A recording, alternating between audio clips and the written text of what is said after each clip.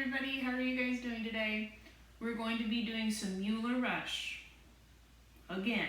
This is lesson 66 on page 71, and today we're going to be doing number 339, A, B, and C for everybody. I'm going to talk about our general stuff that we have as an orchestra first, and then I'll do instruments separately.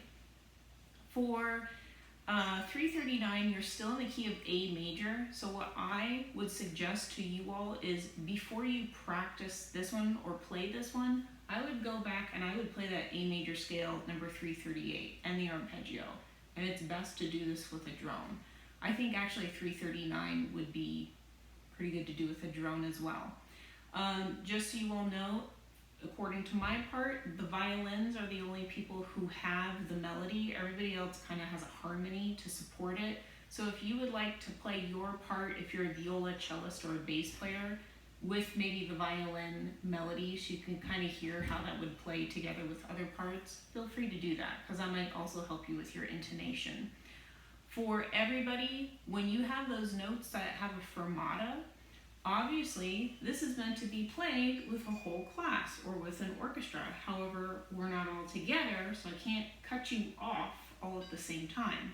So what I'm going to do in the recording is I'm going to hold each one of those whole notes just for 3 beats each, and then I'll take a quarter rest and lift my bow during that time, because if you notice at B and at C, those all start down bow.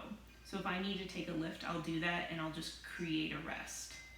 Just so you know and you're aware of what's going on. If you would like to use vibrato with this, you can, but you do not have to. Just so you guys all know, I'm still going to be going 70 beats per minute, just like I did in 338. Make sure you go onto Google, in the search bar, type online metronome, put it at 70, hit play, you got a metronome. All right. Hi violins, let's go ahead and start this. So I will be playing your part twice because you have the melody and you also have a harmony. If you play this for a recording for me, then you can choose either one. I'll take it.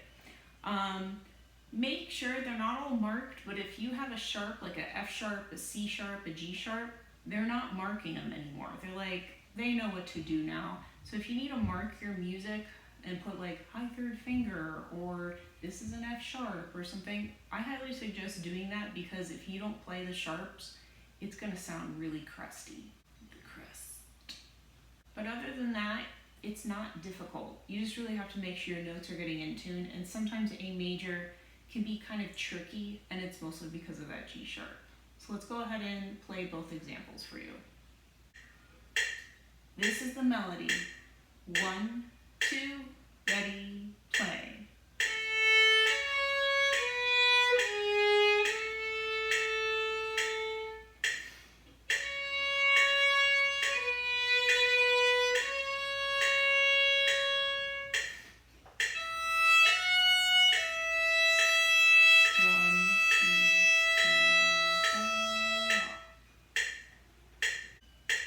This is the harmony. 1, 2, ready, play.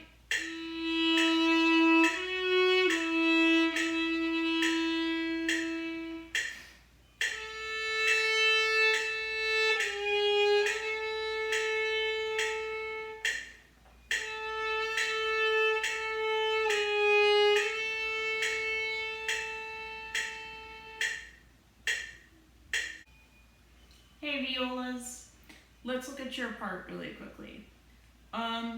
You don't have anything too crazy, and B and C are exactly the same thing. I would definitely play B and C starting with 4th finger A's. Don't play 3rd finger A's, and if you do a 4th finger A there, that means you know that your 3rd finger, your high G sharp, is supposed to be right next to it. So by doing a 4th finger, you're actually not working as hard. Where usually in the past, that was the opposite. So definitely do a 4th finger right there. I hope this helps. 1, 2, ready, and.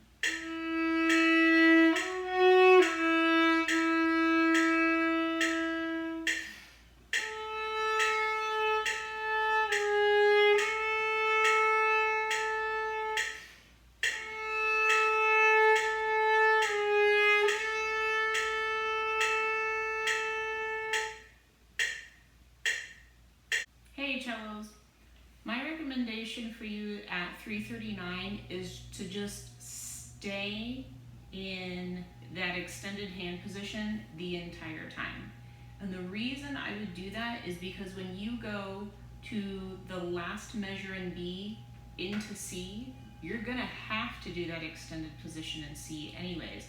So if you just keep your hand there from the beginning, you don't have to move a whole lot, and then you're just there by the time you come to C.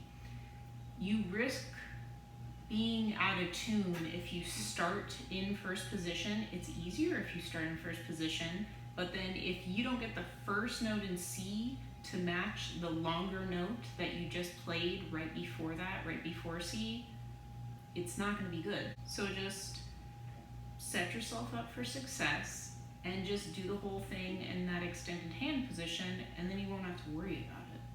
So I hope this helps you. 1, 2, ready, play.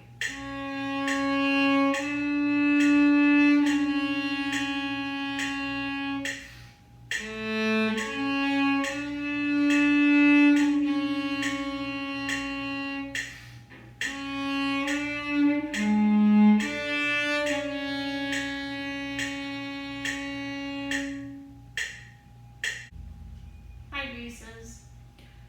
You are the only instrument, and my recommendation is to start in first position, whereas the scale you would have played beforehand would have been in half position. So instead of doing a second finger A in half position like you did in the A major scale in 338, I would actually just start with the first finger A. It doesn't really make sense to do second, open, then a first finger when you are literally right there. It doesn't actually make sense. So just start with a regular first finger A.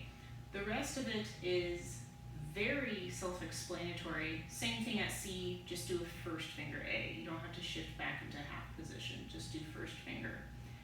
And yeah, let's do this. 1, 2, ready, play.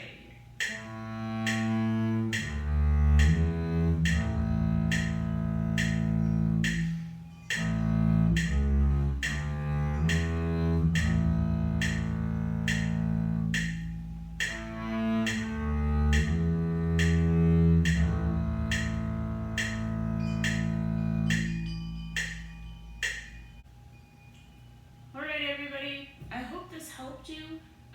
It is not as difficult as the scale. However, there are some elements of it you still have to incorporate into number 339. I hope this helps you. Bye. If you don't have a metronome, make sure you go on shh.